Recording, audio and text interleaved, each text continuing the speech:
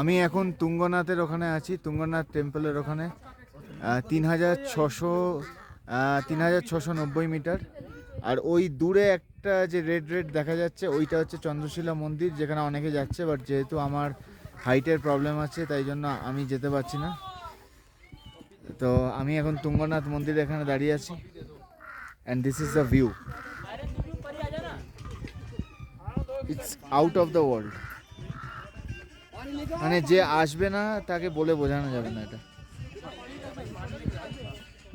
Out of the world just. এখানে আমরা আপনারা পুরো হিমালয় রেঞ্জটা দেখতে পাচ্ছেন এখানে।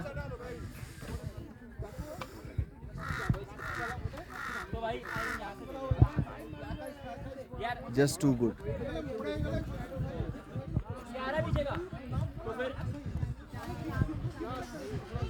আর ওই ওপরে হচ্ছে চন্দ্রশিলা, যেখান থেকে পুরো 360 ডিগ্রি ভিউ পাওয়া যাবে।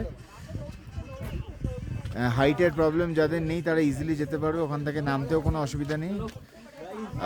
আর ওখানে গেলে পুরো 360 ডিগ্রি ভিউ।